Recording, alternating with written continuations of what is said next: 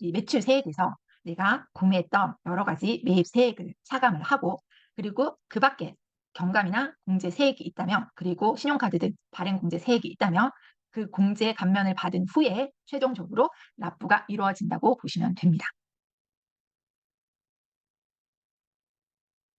자, 이렇게 매출과 매입이 상계가 되면서 부가가치세 납부가 이루어질 수도 있고, 또 환급이 이루어질 수도 있을 거예요.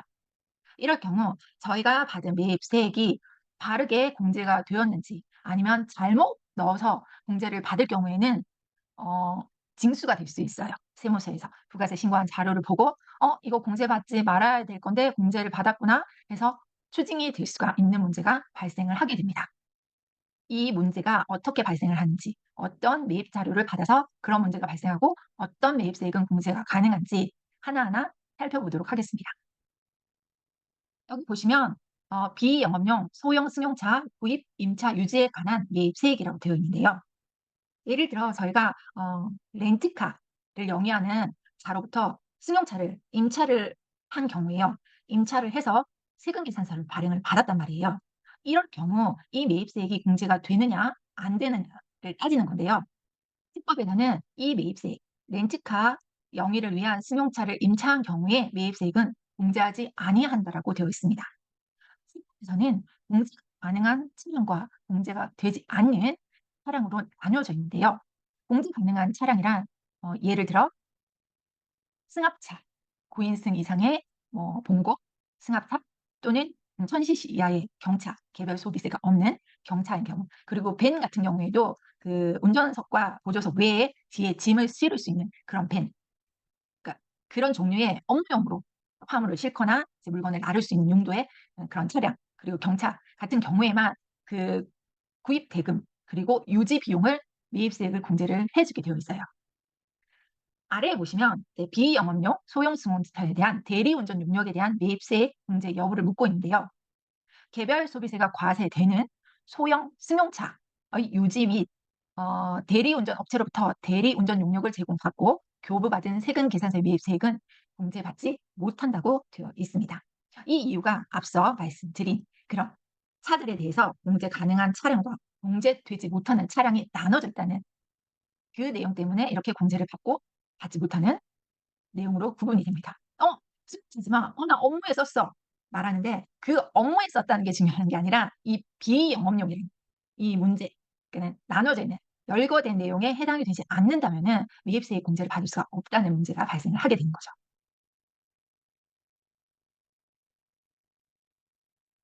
그러면은 내방 고객에 주차료를 지급한 경우 매입세액 공제가 될까요?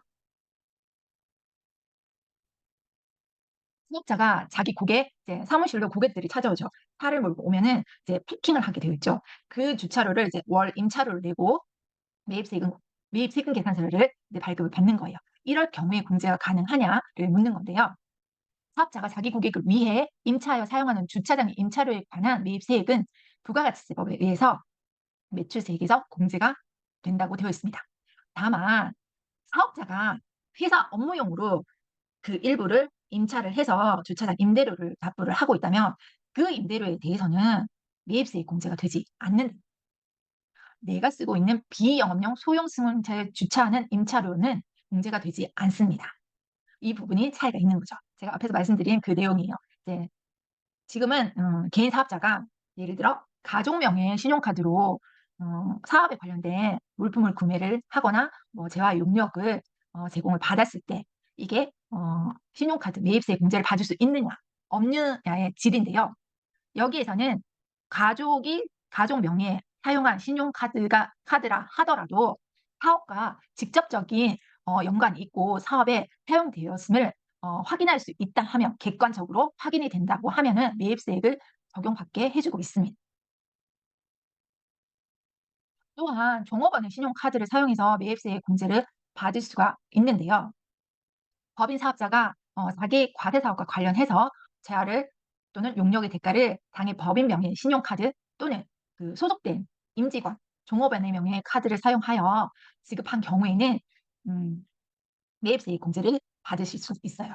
하나 이 경우에는 그 종업원명의 카드나 아니면 임직원의 카드를 매입세 공제를 받으셨다면 이분들이 근로소득 신고를 하게 되겠죠. 연말정산 때. 그때는 그래서 사용됐던 그리고 매입세 공제를 받았던 그 신용카드 부분에 대해서는 연말정산 신용카드에서 제외를 하셔야 되는 게 원칙이에요. 아니면은 연말정산 그 세액공제를 다 받으셨다 그러면 이주공제가 되어 버리기 때문에 그 점 좀 주의를 하셔서 이제 만약에 내가 회사 경비로 신용카드 일부를 썼다 하면은 그 금액만큼은 연말정산 때 카드 세액 공제를 받으시면 안 됩니다.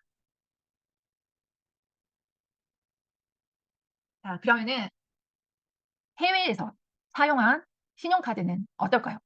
매입세액 공제를 받을 수 있을까요? 없을까요? 일반 과세자로부터 제하 또는 용역을 공급받고 부가가치세액이 별도로 구분 가능한 신용카드 전표 등을 교부받은 때에 부가가치세 매입세액 공제가 가능하다고 세법에서는 규정하고 있습니다. 그러면은 해외에서 쓴 신용카드에는 뭐가 틀릴까요? 맞습니다. 부가가치세가 구분되어 있지 않습니다. 그래서 해외에서 사용한 신용카드 같은 경우에는 부가가치세 매입세액 공제를 받을 수가 없는 거예요. 그래서 해외에서 사용된 카드는 일반 종합소득세 신고할 때 경비로 충당을 하셔야 된다는 거 꼭 기억해 두시고요. 그리고 해외 출장 가셨을 때 그 신용카드가 안 되는 곳도 많아요. 그럴 경우에는 그 현지 영수증 받아서 챙겨 오시면 돼요. 그러면 다 경비 처리되니까 꼭 챙겨 오시고요. 자, 이번에는 출장을 갔어요. 직원들이 출장을 가서 식사도 하고 숙박비도 신용카드로 결제를 했습니다. 이럴 경우에는 신용카드 매입세 공제를 받을 수 있을까요? 없을까요? 자, 부가가치세법에서는 종사하는 직원들이 출장을 가서 식사 또는 숙박비 등을 신용카드로 결제를 하고 일반 과세자인 음식점업 사업자 등으로부터 부가가치세가 구분 기재된 신용카드 매출 전표를 수취하였다고 했을 시에는 공제가 가능하다고 적시되어 있습니다.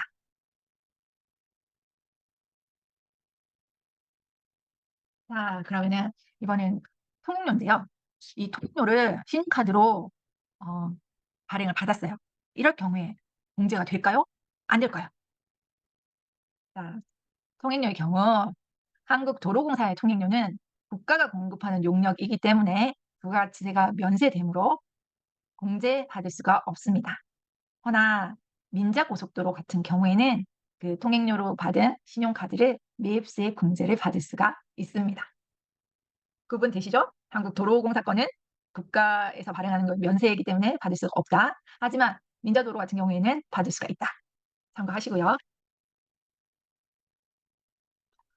택배비는 어떨까요? 하루에도 한 번 이상 택배를 받죠. 택배를 보내거나 아니면은 택배를 받습니다. 일상과 떨어져서 살 수 없는 이제 택배죠. 이 택배비는 부가가치세 공제가 될까요? 안 될까요? 한번 볼게요. 자, 우체국 택배는 부가세 공제가 된다고 합니다. 그럼 이런 대시택배 같은 일반 택배회사에 카드 결제를 했을 때 부가가치세가 공제가 되나요?라고 국세청에 상담 사례가 있어요. 귀 상담의 택배비의 경우 자기의 사업과 직접 관련 있는 지출에 해당하고 세금 계산서 또는 부가가치세액이 구분 표시된 신용카드 발행 전표, 현금 영수증도 포함이 됩니다. 수치한 경우 매입세액 공제를 받을 수가 있다고 되어 있습니다. 예를 들어 뭐 개인 사업자가 있는 택배업자인 경우에는 일반 과세자이다. 그럴 경우에는 세금 계산서로도 청구를 할 수가 있어요. 신용카드뿐만 아니라 이렇게 택배업을 하는 일반 과세자에게는 세금 계산서 매입 자료를 받으셔도 된다는 거 기억해 두시고요. 자, 이번에는 법인 신용카드 지출 시 매입세 공제 여부를 판단해 보도록 하겠습니다. 자, 네, 법인 사업자의 종업원이 서울에서 부산으로 업무 출장을 가면서 법인 신용카드로 이제 항공기를 타고 갈 수도 있고 또 KTX를 타고 갈 수도 있겠죠. 이럴 때 이제 신용카드를 발행을 받고 매입 공제를 받으려고 하고 있습니다. 이 경우에는 매입세 공제를 받을 수 있을까요? 없을까요? 그럼 한번 살펴보도록 하겠습니다. 뭐라고 되어 있죠? 매입세 공제를 받을 수 없다라고 되어 있습니다. 어 왜? 종업원이 썼는데. 그것도 업무랑 관련된 물로. 왜 안 될까요? 여기에는 숨은 함정이 있습니다. 여객 운송업은 영수증만 발급할 수 있는 사업으로 현금 결제 시 매입세 공제가 불가능하므로 신용카드 매출 전표를 받는 경우에도 동일하게 매입세 공제가 안 된다고 되어 있습니다. 안 되는 이유가 뭐라고 했죠? 여객 운송업의 경우 영수증만 발급받을 수 있기 때문입니다. 따라서 아무리 종업원이 업무와 관련된 경비라고 하더라도 이런 항공비나 아니면 KTX 요금은 인제를 받을 수가 없습니다.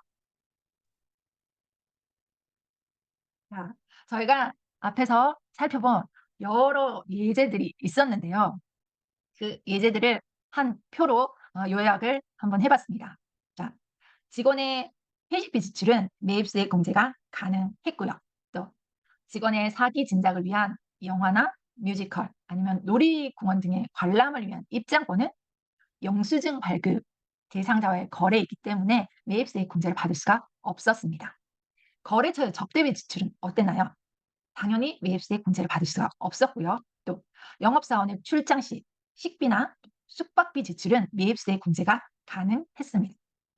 하지만 영업사원의 출장비 중에 항공료 또는 KTX 요금, 택시비 같이 이용 미용 등의 그 영수증을 발급하는 대상자와의 거래에서는 매입세 공제를 받을 수가 없었습니다.